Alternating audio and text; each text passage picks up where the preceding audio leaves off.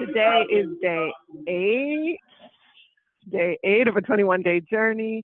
I hope that you are joining us out on the pavement in your neighborhood with your sneakers on, or maybe you got some sandals on, or maybe you're going barefoot because you got to reconnect and energize with the earth. Wherever you are, no matter how you're walking, welcome. We practice radical welcome, which means you are welcome here. Black women, you are welcome here. I'm joined here with the co-host of Black History Boot Camp, the co-founder of Girl Trek, the largest health movement in the country, maybe the world, with 1.3 million members, Vanessa Garrison. My name's Morgan Dixon. Let us get started today. How you doing, V?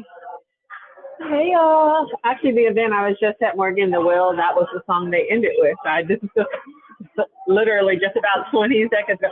And the people were walking out of the room, and somebody said, "Why do we end with that song?" And I was like, "Because it's a jam." Oh, Money, Money, Money, Money by the OJs. The reason I picked that song is because every single decision right now that people are making across politics, across moral decisions, really has been based. So many of our episodes has been based on what we think about money and how money should be spent, distributed, acquired, protected. And so today's conversation really does center a lot on how we make our money and how we make our money. And the question I wanted to ask in the beginning of this call, Vanessa, is what would you do differently in your life if money wasn't a factor? You didn't have to worry about earning money. If money wasn't a factor, what decisions would you make in your life that would be different? And I was like, would I have gone to college? Like, would I be working? Like, would I have gotten married? Like, what? Like, there's so many things. Like, I just wonder. And then, like, the kind of extension of that, the liberated imagination of that is like, what happens if you act right now according to the law of divine compensation, that as long as you are in alignment, you can do anything that is your calling and your purpose, and the money will come. And what if we actually acted like that? Like, what would be different in our daily lives, how we treated people, how and whether we showed up for particular things, like where we lived, who we loved, like what would be different if we had that actual faith that we would be provided for? And I asked that because they ate some mushrooms, girls some fried mushrooms. They all they're delicious. It's one of the for me. I was eating them like I'm talking about money like I've been poor my whole life. I ain't never had nothing. I was eating them. But I'm gonna drink some water in a second. I'm gonna drink some water because it'd be making people uncomfortable. I'm gonna drink some water right now. Hold on. Yes, go ahead. Mm-hmm. But what would you do different in your life? Let me ask that question. If money were not a factor. It's a very good question because one, my man played the lotto every day. Like, maybe when you win this lottery, I'm going to help you retire. But I'm like, I don't want to retire. I love my job. I love working for Girl Trek, but would I be working at the pace that I'm working? Would I be working at the intensity I'm working? I don't think so. What would I do would I have gone to college? No, I wouldn't. I would have been a creative from the very beginning. Would I have gotten married? No. I mean, half of the reason I did get married is because I felt unstable financially and had felt unstable my whole life. And it felt so nice to finally have somebody who wasn't unstable financially and who wanted to take care of me. And I had health insurance, and that was worth it, y'all. Sometimes just the little things over those hierarchy of needs statements, like it's just the little things. There's so many things that I wouldn't have done if I had money, but my mindset and perspective on it is so different now. I feel deeply abundant. I don't feel like I feel like all the money I need, I have always every single day. And I don't mean that as like I have all the money I need every single day, but I don't feel like not having money is a factor because I don't even believe in money. I just believe in abundance. And in fact, I think the world has become so crooked and capitalism is so crooked. And if you look at how money is distributed, it has to all be fake in some sort of way because we be having money for wars but can't feed the poor. So clearly we got the money. It's just how are we accessing it? Yeah, Today's conversation I'm so excited about, but I'm kind of nervous because I don't know anything about this man. And I was like, I got on my like bifocal glasses. I'm on my porch because I was like, I can't walk because Kyrene gonna be trying to put me back in if the call drops. And I was like, so I'm gonna do the history part, and then we open up the lines. I'm gonna walk because I need to walk today because I've been watching the news. I mean, everywhere from Amsterdam to like the good old United States of America, like terror and violence, and like the stock market is soaring under this kind of pretense of the promise of like labor. Like, I mean, it's just crazy what's happening.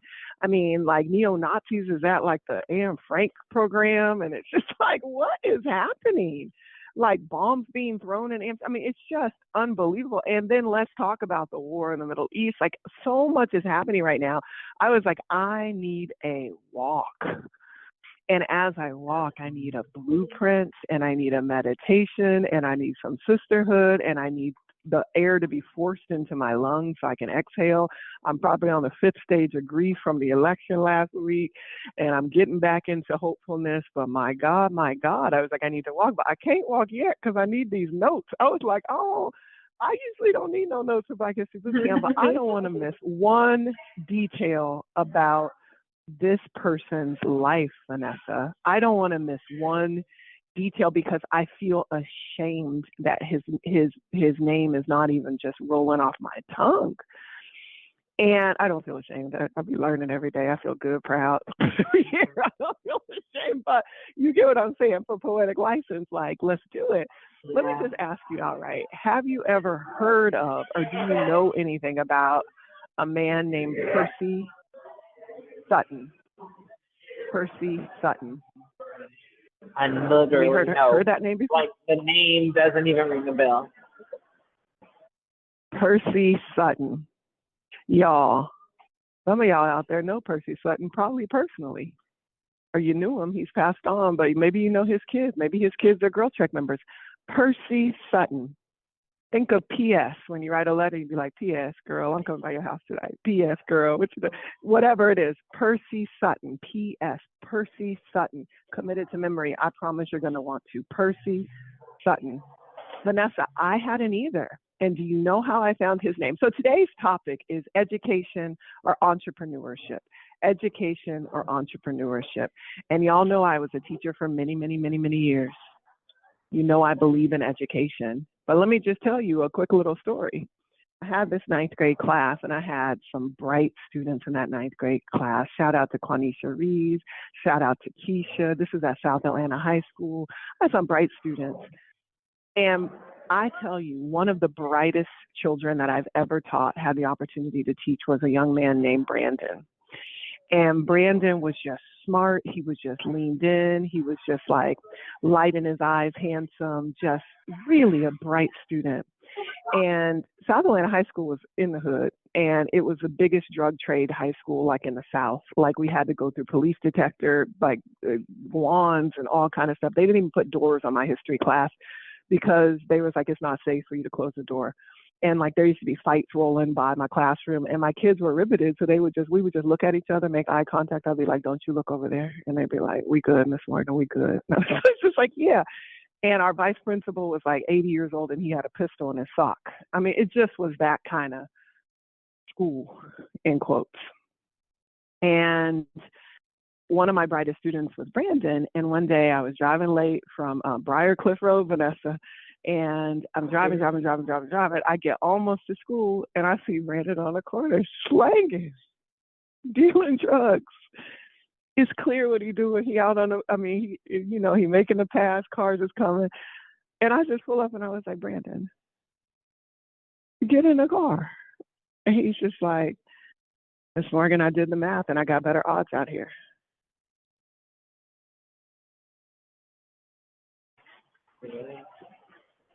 And he wasn't necessarily wrong, Vanessa. Like, he came to school the next day. We had a long conversation about I can't force a guy. I ain't even supposed to carry students in my car. I can't force them in my car. He said, I did the math. I got better odds out here doing selling drugs. I don't know nobody who went to college, is what he told me the next day. I don't know nobody who went to college. And it just made me think, like, I do believe college is good. But I almost feel like as a community, like through the civil rights movement, through the whole, like all of the united storyline, organizing, call to action, to integrate schools, Brown versus Board of Education, shout out to Thurgood Marshall, shout out to my mom, Carol Jean, who desegregated her school in Stillwater, Oklahoma, like 1955, everybody, like Ruby Bridges, like that was the thing. We want our kids to be educated. But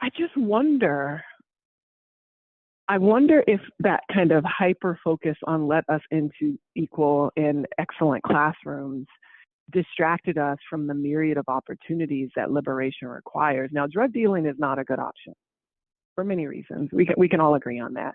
But the fact that he knew that there must be other pathways for him that were more viable is what you think when you actually are a free thinker. And so I hope that kids are listening to this today, not because I'm dissuading them from going to school. In fact, Percy Sutton, who we're talking about today, had every degree. That's not what we're talking about. But toward the end of his life, he made a statement, Vanessa, that he and his wife and his family had been investing in the community for so long, and in their retirement, they were paying for promising young students to go to college. And he goes, but then he realized that he wanted to pay promising young minds to be entrepreneurial instead. And after I tell you who this man is, the fact that he came to that conclusion at least gave me pause. Now, I think my thesis today is that we need both. We need the security of a fallback job, but I promise you there's so many people listening to this right now who are in their fallback.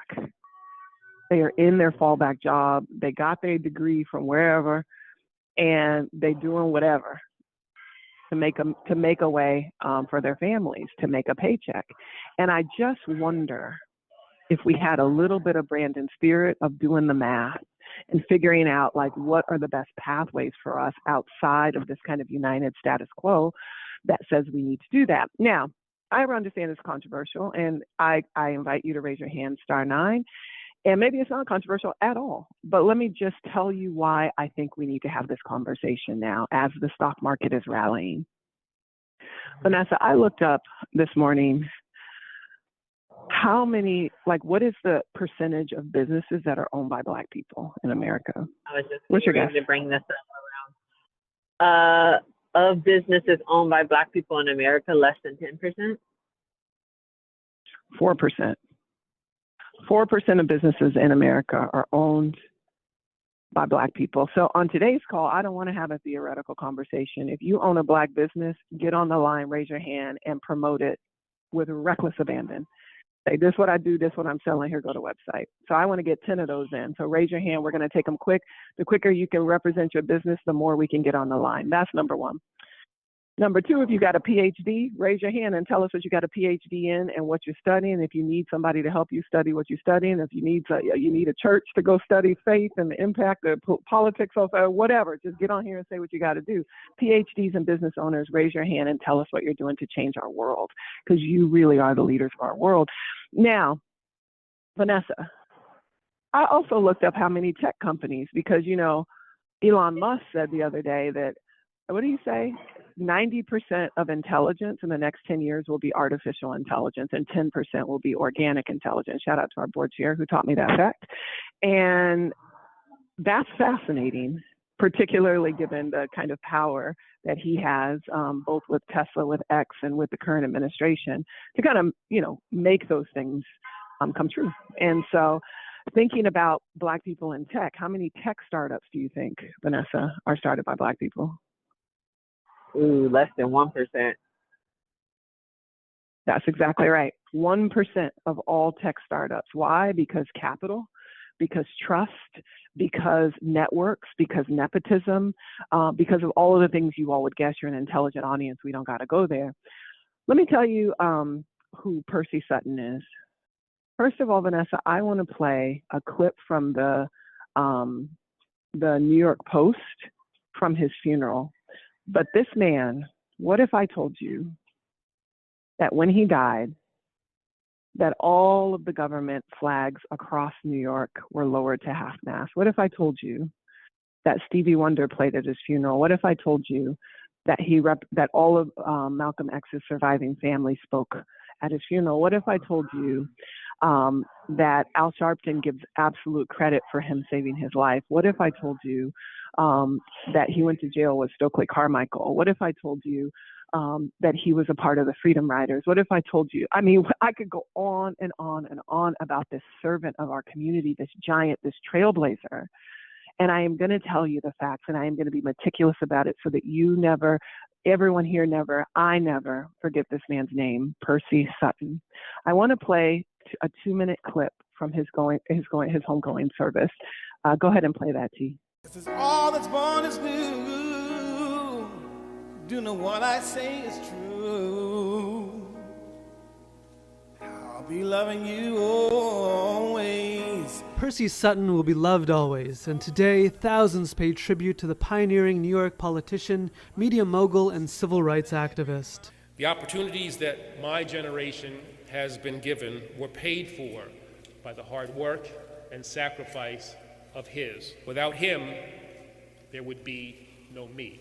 Born to a father who once knew slavery, Sutton grew up on a Texas farm and went on to serve in World War II with the Tuskegee Airmen, the renowned all-black unit of the Army Air Forces. To our departed brothers, Tuskegee Airmen, let's salute.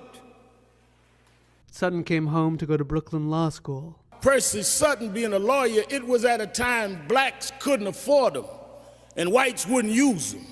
He rose to prominence as a civil rights lawyer for Malcolm X. I will aim to be an example in your magistracy by any means necessary. A freedom rider, Sutton's fight for equality took him south, landing him in jail on 14 occasions. The battle continued back in the world of New York politics, serving in the New York legislature and becoming the longest-serving Manhattan borough president. Sutton served for 11 years, ending in a historic run for mayor of New York City. Ran his 1977 mayoral campaign with such class and distinction that no one laughed when I announced my candidacy for mayor in 1989. Sutton created the New York Marathon, purchased and reopened the Apollo Theater, and became a media mogul with his hands in television, newspapers, music, and pioneered the first New York black radio station. But despite the businesses that made him wealthy, it was the struggle for equality that lay at his heart's mission. Even when he was a multimillionaire, a media mogul, owned radio stations all over the country, he laid down in front of the police headquarters and let them handcuff him for a West African boy he never knew. Loved by family, friends, his Harlem community, and his bride of 64 years, his stories in life were lovingly retold, now a legacy for future generations. In Morningside Heights, I'm Jeff Lieberman for NYPost.com. Wow, that was coverage from his funeral. I am overcome by this man. I love servants. I love people who have like the dignity of God's will over their lives and like a real anointing, and I am just moved by his life. I was looking for examples of people who were entrepreneurial and where the pathway of education either didn't stop them in a particular career, where they were big dreamers, or they never even went to school. And I'm thinking of people like Oprah Winfrey, who started OWN and who became the first Black billionaire with a B. I'm thinking of Motown Records and Berry Gordy. I was even thinking, Vanessa, of Hal Jackson, and this is how I found Percy Sutton. I was thinking about Hal Jackson when they were talking about his life too. Well, Vanessa was Miss Washington, is what y'all need to know, in the Hal Jackson Black pageant. The Black Johnson theme. Sorry. She had on some beautiful little tap dance shoes and a fluffy dress, and she did this poem that was a manifestation of everything we're doing here today. So thank you for dreaming big as a little girl, Vanessa, and thank you for Hal Jackson. But I didn't know who Hal Jackson was, but I was like, I bet you he's a good case study for what I am trying to say here today. So I looked up Hal Jackson. I'm reading on his page who he was, and it said that he bought a radio station with a man named Percy Sutton. And I was just like, who is Percy Sutton? So I double-clicked. And I was like, whoa. Vanessa, when I went on to YouTube and started listening to his interviews, the first interview that I heard was him talking about a freedom ride. So the interviewer said, when were you the most scared in your life? And he said, I got on the bus for the Freedom Rides, and I think he flew to, where did he fly? Like Memphis or something, and he rode into Montgomery.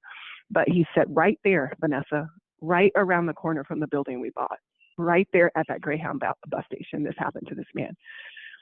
He said he got on the front of the bus, and it was full of regular people. This is what people don't understand about the Freedom Rides, is that they were, hello, good evening, that they were riding regular interstate transportation. It wasn't just like a whole bus full of students, but they were trying to integrate. So he gets on the bus after he flew the plane down from New York. He gets on the bus. Vanessa, now this is after, at 13 years old, he was handing out leaflets for the NAACP, and the police said, "You in the wrong neighborhood," and they beat him down. They beat him down at 13 years old. So after that, he still decided he was going to be a freedom rider. So he gets on the bus, Vanessa. This is after he served his country in World War II. He was so brave and so valiant that he was like a stunt pilot in a barn. They had these planes were just getting started, and it's almost like how the guys be doing wheelies on their like four-wheelers. They was doing these like stunts on these little planes, these little crop planes, right? They were doing these stunts, and he was like the best barn diver, whatever you call it, the stunt driver in the airplanes, right? And then he tried to go into the Army for World War II, and he was in Texas at the time. He was born in San Antonio with his father, who I'm going to talk about in a second. And the white men would not let this man serve his country. So a few years later, when he moved to Harlem, he had to stow away in order to get to Harlem. He didn't have enough money to get there. But he was doing these kind of stunt flying. They recruited him to the Tuskegee Airmen, and he served as a Tuskegee Airman in World War II. So what I'm telling you is he gets back to fight for civil rights after all of that, being beaten down with the NAACP. Serving his country as a Tuskegee Airman, he still decides to go down to the Freedom Rides. And he says he gets on the front of the bus, and he's so nervous. And the people are like, "Young man, please don't do this to us today. Please don't do this to us today." This is what the other passengers are saying, white and black. And he sits on the front, and he says he's so scared because there are racial, like, terrorists on the outside who have baseball bats and Molotov cocktails following the bus, and like beating the side of the bus with baseball bats all the way down to Montgomery. Just imagine the level of hate and animosity that you have to deeply have for another person that you do not want to share a ride. I'm just letting y'all know. I just like what we are even experiencing right now today in the world is such a continued thread from that level of hate and rage that people have, where it's like, I don't even want to share a ride with you. Like the perspective of it, I want us to understand now. It's just so evil. It's wicked. And this is 1960s. This ain't no 1848. This is the 1960s. This is when my mom was 20 years old, after she had desegregated her high school. So this was recent. This man just passed away, right? And so he's saying they were beating the side of the bus. He's so scared. He says he gets off, and there's like this burly white man, and he says he looks scary. He said all white men look scary.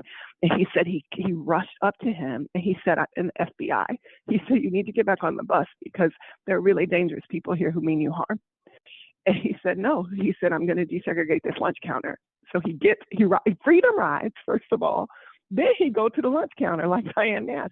He sits there, and the waitress like, "What you want?" And she's just like nasty to him. And he says he couldn't even get the words out. He was trying to say orange juice, and he was stuttering. He couldn't even get the words out. This is a Tuskegee Airman who was being terrorized in Alabama.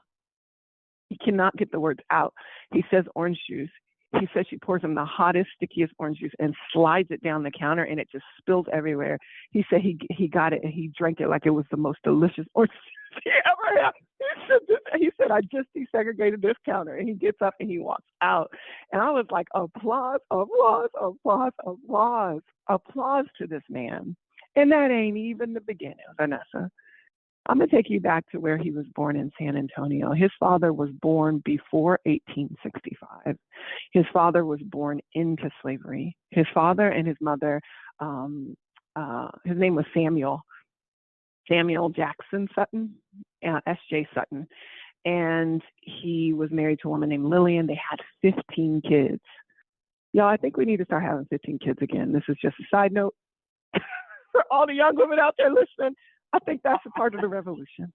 I think it's a part of the revolution. Because listen, your first child might not. That means us aunties who ain't got no kids gonna have to do a lot of babysitting. I just want to let you know.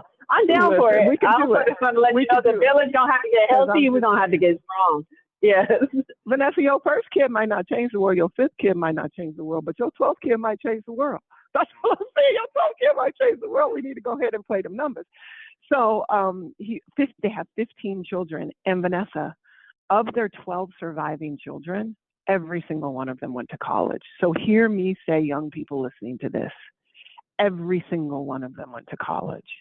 In fact, his eldest brother was the protege of George Washington Carver. He became an earth scientist who was so prominent that all of Russia wanted George Washington Carver to come, and he sent Percy Sutton's senior brother in his stead. And he became so important at that time for so many different reasons. We'll talk about him later, maybe a whole other episode. His sisters were lawyers. They were just so prolific and profound as a family. So, but his father, I'm just going to read this. Hold on one second. I got me some notes. Bear with me. I told myself I'm not going to rush on this one, y'all. His father was also a civil rights activist. He came from slavery and became a principal of a school, Vanessa, in San Antonio, Texas. Okay. From a principal of a school, he also, I thought you was going to love this. SJ also was a farmer. He sold real estate. He called himself SJ because his name was Samuel, and he didn't want nobody to call him Sambo, and he have to go to jail. So he started calling himself SJ, which I love. But I thought you would love this. He was a principal of a school, but he also was a farmer. He sold real estate. He owned a mattress factory, a funeral home, and a skating rink. That was his daddy. Come on. Yes, and a skating rink. I love it. Yes, I do. And a skater, yes. And so I was just like, his brother became a judge in the New York Supreme Court. Percy stowed away on a passenger train and went to 155th Street in Harlem so that he could be a part of what was going on there, a big renaissance. And then his sister, who was living there, was also in Columbia's Teachers College. Shout out to all the teachers. And like I said, his eldest brother was a food scientist working with George Washington Carver. Go back and listen to that episode. His family was a powerful civil rights, just juggernaut of a family. They were working for the NAACP at the time. And I told you at 13, he was brutally beaten in the NAACP. He became then a stunt flyer and a barnstormer and went to World War II as a Tuskegee Airman. Shout out to all of our veterans again. And he saw combat and he came back with all the honors of the Tuskegee Airmen. I get so emotional about these men. Vanessa, he attended Prairie View A&M University, Prairie View, Texas, Tuskegee Institute, Hampton Institute. He went on to Columbia Law School, Brooklyn Law School, and has a law degree from the latter, Brooklyn Law School. Now, his legal career is very interesting.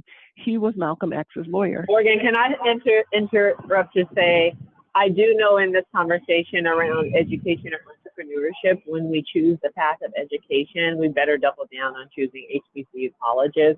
If you look at what's happening in the news, if you look at the conversations that the soon-to-be president just had over the last 48 hours around what they want to do on college campuses, how they want to roll back diversity, equity, inclusion, how they want to reshape the narrative, it's like, yeah, why are we even supporting institutions that don't want to support us? And why are we even learning from places that clearly don't want to center us in the learning? It's just a deep question we have to ask ourselves. Agreed. And what did integration get us if not distracted and placated? And so absolutely, I believe that. And when we talk about entrepreneurship, one of the factors and barriers to entrepreneurship is startup capital. And if we even invested the $60,000, $70,000, $80,000, $100,000 every year that college costs in a startup for our community, that's going to double down money and bring back generational wealth. Like then, yeah, it might make sense to go to a community college for 2 years and then go to a HBCU so that you can reinvest and think differently and more broadly about what your destiny is. Percy Sutton quoted Malcolm X a lot. What is your unique destiny is what he would say to him. And like the idea that these two men are talking in a room, talking about destiny and what is your unique destiny is just so powerful to me. Vanessa, he represented Malcolm X in 200 civil rights workers from the South, over 200 civil rights workers from his law office with his brother in Harlem. He even represented Stokely Carmichael, who was the man who invented Black Power, right? And he went to jail with Stokely Carmichael. That's when he got all his street credit. They was like, this man, we thought he was a Columbia, we thought he was a law school, gentleman, but he up in the field with Stokely Carmichael, and he got all his street credit there. He then became a leader, Vanessa.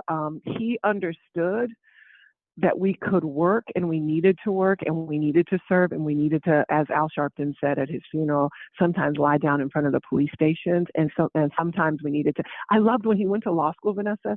He worked in the subway and he had another job. I'm going to find out what the other job was. But he had 2 jobs when he was in law school. That sounded so familiar to us, V, because we was both going to school full time and both working full time. And I was just like, because that's what it be sometimes.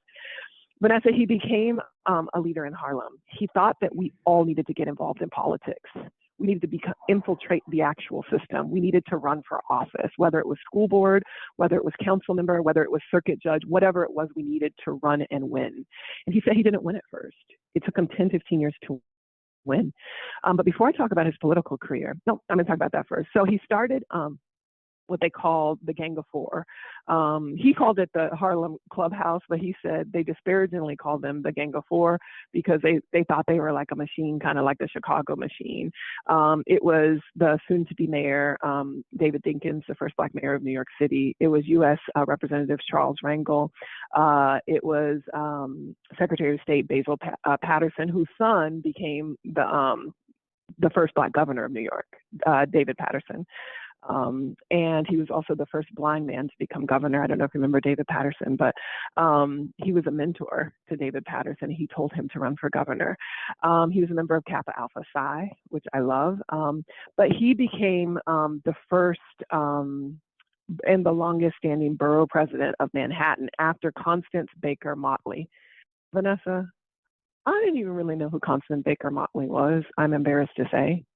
I've heard her name so much, but she was the first Black woman to argue and win a case in the U.S. Supreme Court. She worked with Thurgood Marshall as his assistant in Brown versus Board of Education. She was like the leader of the NAACP. She was so powerful. She argued 10 court cases in front of the Supreme Court of the nation, and she won 9 out of 10 of them. I mean, I'm telling you, Black history is fascinating to me. So he took over for her, and he was the borough president of Manhattan, the borough of Manhattan. But that was just the beginning. He then became a media mogul, Vanessa. First of all, he bought the Apollo Theater with his own money, $250,000. It was about to be destroyed. He saw a vision for it. He hired all the people at the Apollo, and he kept it going as an institution.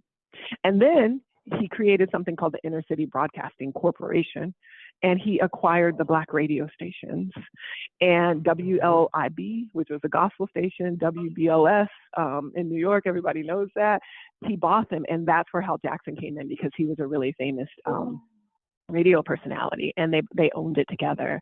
As much as possible, he tried to have communal ownership of all of his businesses, and he was really focused on building corporations so he could pass through all of the tax ridiculousness that's set up in the United States for poor people to stay poor, and he could pass on generational wealth to his children. He said we have to get involved in the economy and we have to get involved in politics if we are going to stay in America. So I just wanted to offer this counter perspective to the kind of revolutionary perspectives that we've been presenting about deflecting and leaving. And he's saying, if you are going to be in America, you can't stop at getting an education and a good job. I had an education and a good job. Oh, he worked at the post office. That's what he worked at the post office, and he worked in the subway. Yes, when he was going to law school. Yes, he was like, you can't just have a good job. That's the beginning.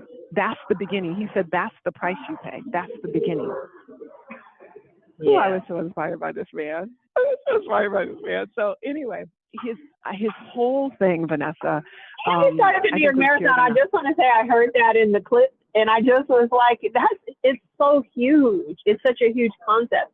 And I'm just saying, sometimes we don't understand where the cultural kind of institutions bubble up from, or the things and the traditions. And if you think about the Black Family 5K, shout out, because I think tomorrow is your last day to get the t-shirt, y'all. And this is not even a genuine plug, but it is. Like, I believe that the Black Family 5K is the New York Marathon in the making.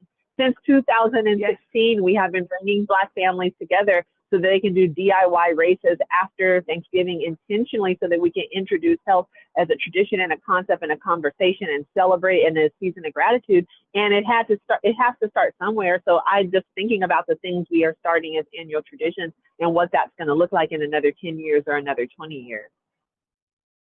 It was the smoothest plug ever, Vanessa. And yes, he started the New York City Marathon. And yes, we are doing something called the Black Family 5K that we've been doing. If you want a shirt, a Black Family 5K shirt, go ahead and buy it today so you can get it in time for your uncles and them. It's very cute. It's a long sleeve tee. You want it for the day, for Black Friday after Thanksgiving. There ain't no more larges, y'all. I'm sorry. Even I couldn't get my larges I'm sorry. There's no more larges, but just go up a size or go down a size, but just get what you need to get. And you don't need the t-shirt. If you can still participate. I don't know. Vanessa felt compelled to tell y'all there ain't no more large. She's like, do not write us. I was saying myself. That's what I'm saying. I was just like, you know what? We got to get here. It's demand out there. It's demand, and I love it. I did it. I waited too long. I was like, get your largest. Listen, they always sell out. They always sell out. So yeah, I love it. That's what I'm saying. Yeah, they always sell out. This is exciting, and you don't need a t-shirt. You don't need anything. All you need is a commitment that after you have all that stuff in it, all them sweet potatoes and all the good, delicious food that's derived from the continent of Africa on Thanksgiving, which is a holiday we have reappropriated for generosity and gratitude, not for the slaying of indigenous people, that the next day we will not participate in Black Friday, which is consumerism, mass consumerism, but instead we will bring our families together that weekend for common cause, to walk for better health, to talk, to create some solutions to the issues in our community. It's called a Black Family 5K. It's easy to do, and all the instructions are coming to you soon in your inbox or on our website. So that is super exciting. Thank you for that, V. I want to just close by opening the lines. If anybody has anything to say about your business, please. We're going to do some rapid fire business. I should have curated this a little bit differently. We're going to open up the lines, and then we're going to drop everybody, and then you got to raise your hand again if you're a business person. Okay. So we'll take general ones first, because it's going to be all over the place, and we're going to try to get them business ones in fast. All right. But Vanessa, the last thing I want to tell you is that this man was tireless. I watched an interview with him. He died at 89 years old. He must have been 85 in this interview, and he was still so spirited and charismatic and loving. And he was like, well, what I'm going to do with my legacy and what I'm going to do. And he still just had such auspicious beliefs about how he could leverage anything he had to empower our community in a way that leveraged and brought power and resources to all people. And I just encourage you all. Vanessa and I are a part of a lot of entrepreneurial fellowships, and we are often, the only Black people in the room, and particularly the only Black women. And in fact, we're a part, shout out to Echoing Green, like an echo that you hear in a cave, Echoing Green, run by a woman named Cheryl Dorsey. They select the top 1% of social innovators in the world, and they give them funding to start their innovation. Well, Vanessa and I applied the first time, we didn't get it. But you got to have fortitude. We came back the second time and we got it. And we were the only Black people, and especially Black women, who were in our global cohort. And they select the top 1% of social innovators in the world. And we have to be a part of that, because we have an important voice. I'm telling you to give us our flowers for show, Vanessa, because we done worked hard, but mostly I'm telling you to say there is a dearth of ideas that serve us and our families. And there is not scarcity of money. There is not scarcity of money. And so we have to, A, support one another. B, put our ideas out there with such fortitude and gusto, not be afraid to go toward our destiny, as Malcolm X said. And I will close this. The thing that was most touching to me of this story, and there are lots of touching things, is that he served Malcolm X his whole life as his attorney.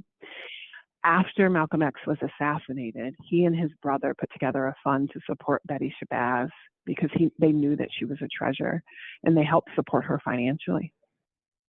And then when Betty Shabazz died in a house fire that was set by her 12-year-old grandson, it was Percy Sutton who defended him so that he did not go to jail for manslaughter. And Wow. I just was so moved by that. And the fact that Malcolm X's family spoke at his funeral in Harlem, it was just so beautiful. I want us to live a life well lived, not a life well behaved. And so, y'all, yes, it starts with education, but it doesn't end there. That is not, you have a responsibility to think and dream a new world. We all do, and especially now. So I just want to encourage you all to think about what your unique destiny is. Let's open up the line, *9, if you have anything to say. If you knew the family, if you have a course correction, if you're thinking about what you would do if you didn't have to think about money, if you want to air out your dreams for your destiny, please, please, please share with us.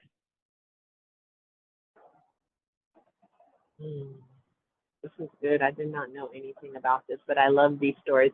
Almost, I love these stories more than the stories that we know, because the details of how stuff happens is always so opaque, and people don't understand, and it feels like magic. And then it feels like you have to be a magician in order to do anything or create change. But when you understand the details and the steps, and you understand that these were just ordinary people who had faith, had fortitude, and had courage in me. I agree. And I saw so many of like the choices that we and our friends are making in his story. It's like, no, there are blueprints.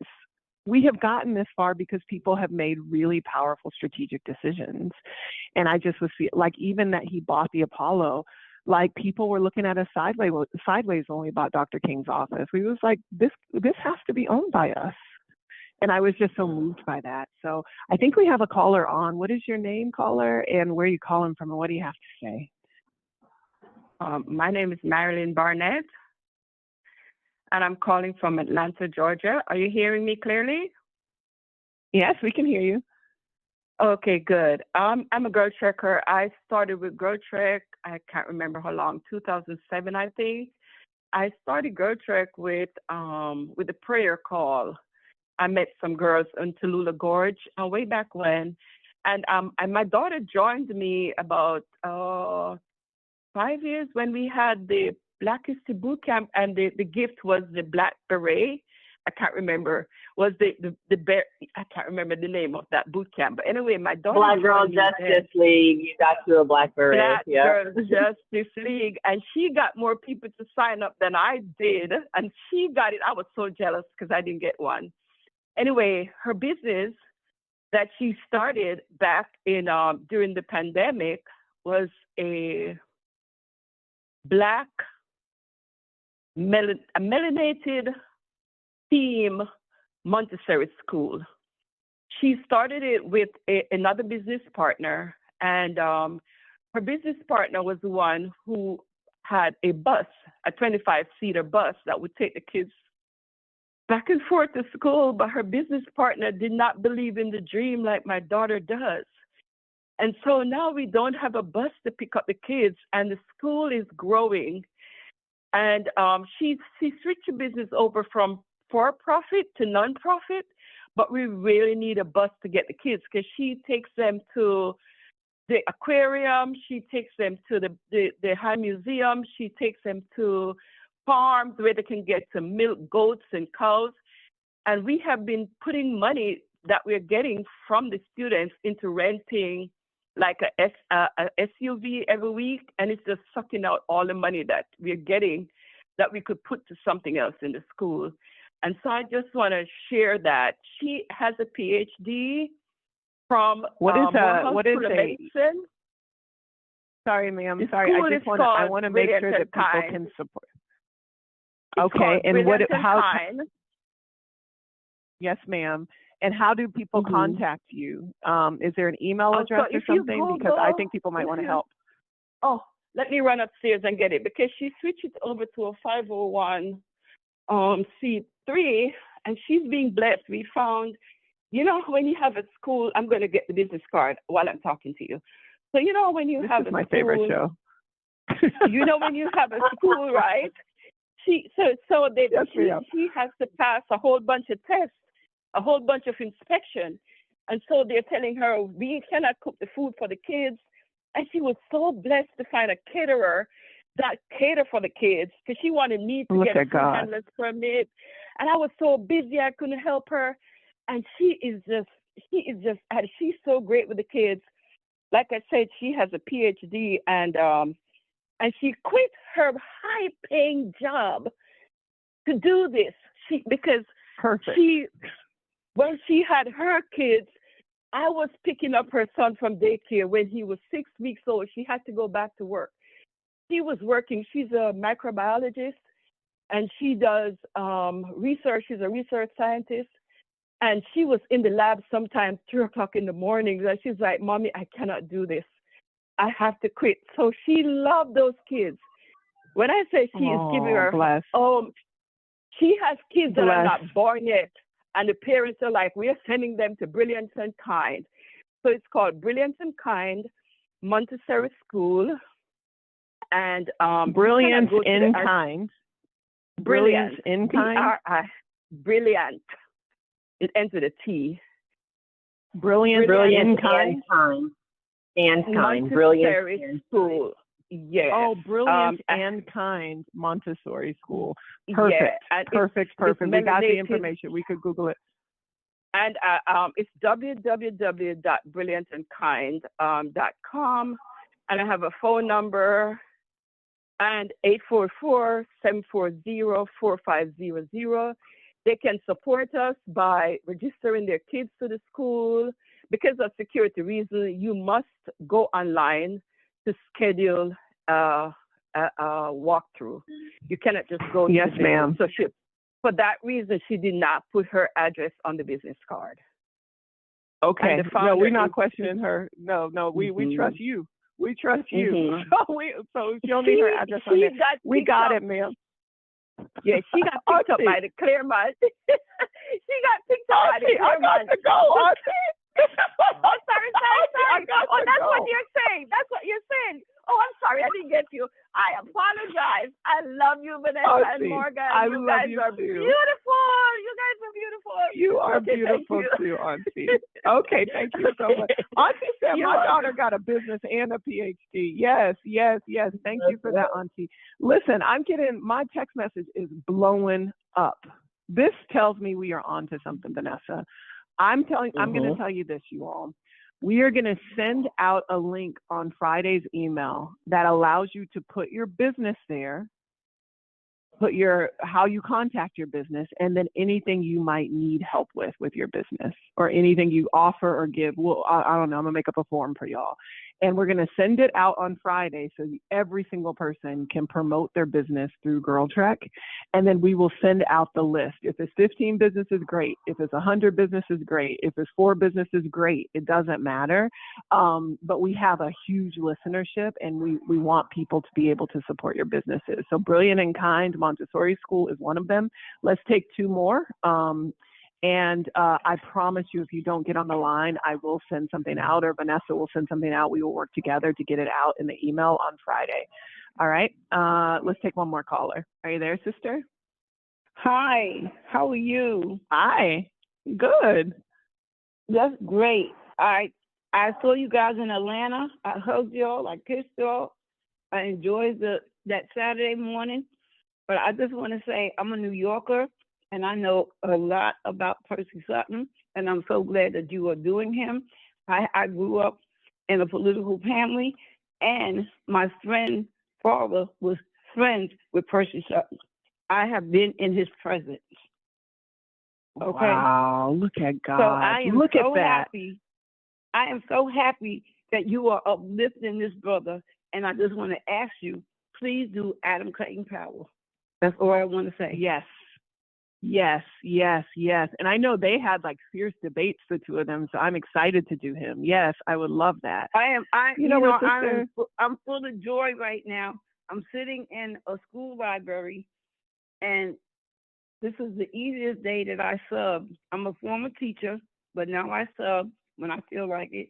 And today is like eating pancakes. So I'm happy, and I'm happy to hear this message. Bless. Thank you for calling in. I mean, living history.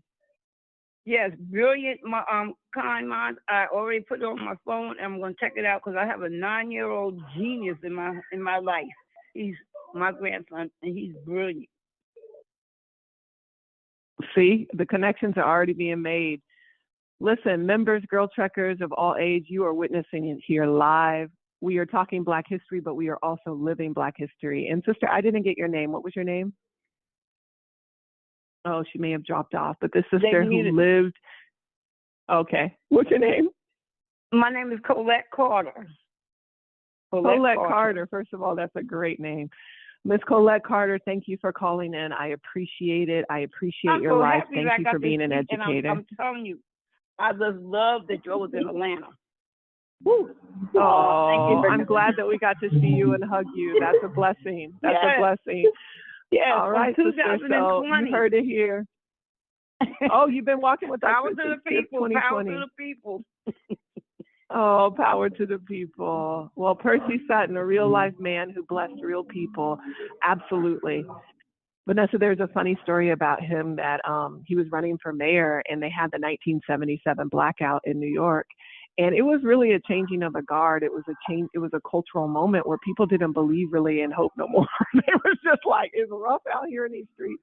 And then he was trying to talk about being disciplined and not having no crime or nothing. And then the blackout happened and everybody was stealing the equipment for the hip hop movement. And he was just like, I quit. He was like, y'all all done broke into the stores. I was laughing so hard. I was like, yeah, it'd even be rough out here for the Trailblazers. They'd be disappointed in us sometimes, but it was just like a changing of the guards, like a cultural moment. But anyway, let's take one last caller and then we will wrap up. This has been such a great call. Yeah. I love this. I love y'all calling in, y'all. Look, I love it, y'all. I love hearing from all of the women. I love the diversity of this community. I love that we can build something together. I love sending out the list, Morgan, so that we can get as many women as possible and folks. And I love that that woman was like, her daughter started that mantra school, but just to hear her out, her daughter also organized people to walk to the polls, which was what that campaign she was talking about was when she got that Black Beret, which means that even somehow while she was either getting her PhD or after that or in that research lab or starting this school, she still said, I'm going to show up in service for other people. So we're just such a beautiful community, and I just love us.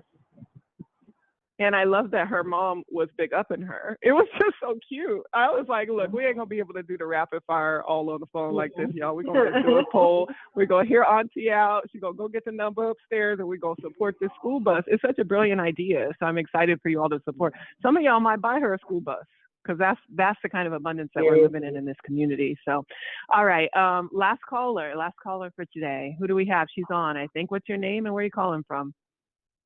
Yes, thanks. Good morning, Girl Trek. This is Jennifer calling from San Diego, California. I am so blessed. I just want to say I already ordered my t-shirts for my daughter and I look forward to walking with and finally lacing up my gold shoelaces that I earned. So I'm so grateful. Girl Trek has saved my life. And so I want to give a business plug. Thank you for this time. I'm so grateful for the Girl Trek movement. And I know so many women in our sister circle who just walk and talk, give us life. So thank you, thank you, thank you. Our business is Roots and Vines Wine. Roots and Vines Wine. And we import wine from South Africa made by Black women. And this came out of the Sister Circle Collective and our trips to South Africa, bringing back this amazing red wine that everyone was bringing back. And I'm a $2 Chuck drinker, so it was out of my price range, but everyone loved this red. And on our next trip to South Africa, we had a chance to go to a vineyard. And so on the vineyard tour, which was like the sound of music, it just was like being on a plantation. And so beautiful scenery. And they're telling us that the people who were working on the farm were majority women. And we were Black women walking like, well, we never heard of no Black women picking grapes. We only heard of Lucille Ball smashing grapes with her feet in Italy. And so we're like Black women. So then we learned that South Africa's wine industry for 300 years, over 300 years, has been supported literally on the backs of these Black women. So we said, how can we empower them? So we got together, we put our money together. We got 10 Black women to invest 5,000 each. We started with 50,000.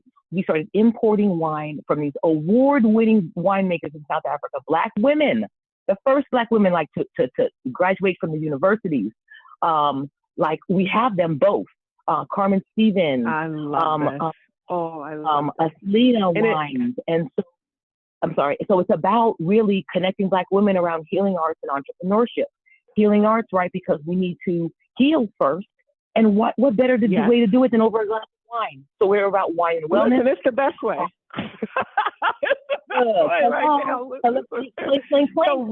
It's Ruth, like Ruth in the Bible, R-U-T-H, Roots and Vines. R-O-T-S. It's based on, we're intentional about our name. Roots. It's about the roots that come from. Oh, the roots. Root is Okay, I got it. Yes. Roots and Roots A-N-D, and Vine, like the movie Roots. Yes.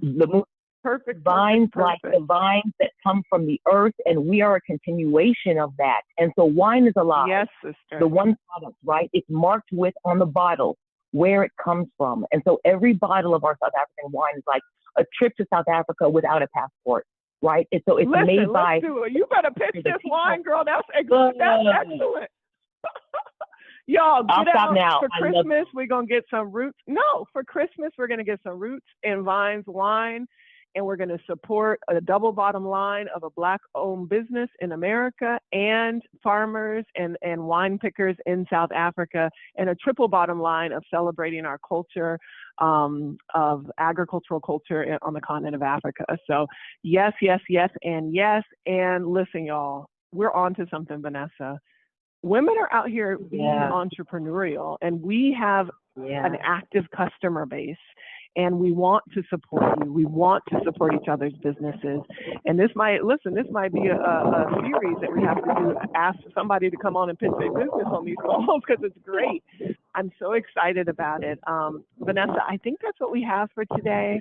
I wanted to remind you, if you were on the line and had your hand held, or if you know of another sister who has a business, let's start having a blue book, right, of Black-owned businesses. And we're going to try and figure out how to make this easy for you to do. But we're going to just start with an old school list on Friday.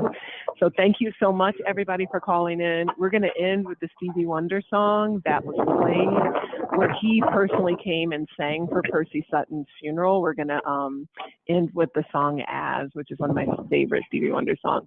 Love you all, and talk to you all soon. Vanessa, any final words? No, see y'all. Bye, everyone.